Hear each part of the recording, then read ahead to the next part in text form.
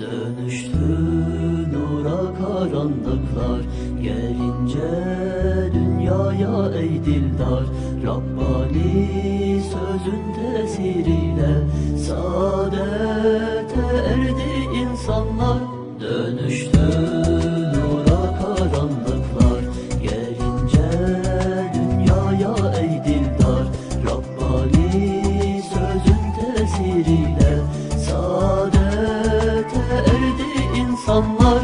Ya Muhammed, sen üsve-i hasenemisin, varlığımızın tek sebebi. Kimsesizlerin kimsesisin, seninle bulduk biz izzeti. Sen üsve-i hasenemisin, varlığımızın tek sebebi. Çaresizlerin çaresisin, seninle bulduk biz izzeti.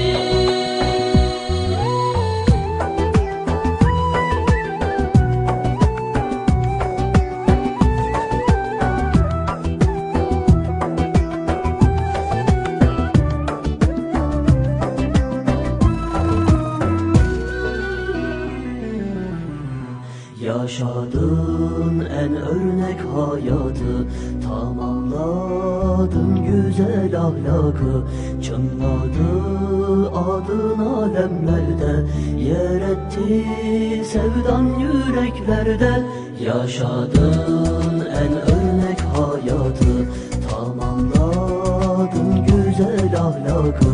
Çınladı adın alemlerde, yer etti sevdan yüreklerde.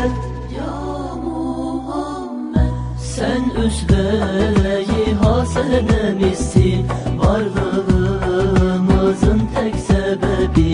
Kimsesizlerin kimsesisin, seninle bulduk biz izzeti.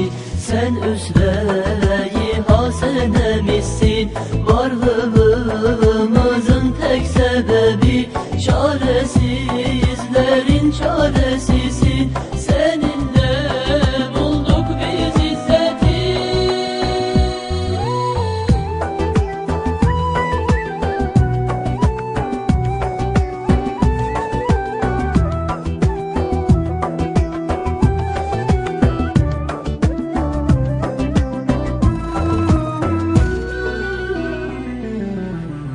Seninle kıymetlendi ümmet, bağışladı Rabbim geçmişi.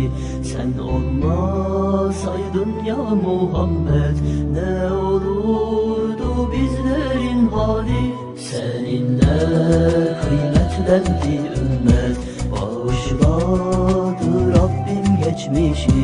Sen olmasaydın ya Muhammed, ne olurdu bizlerin hali?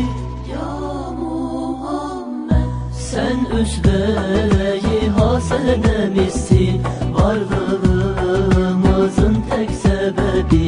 Kimsesizlerin kimsesisin, seninle bulduk biz izzeti.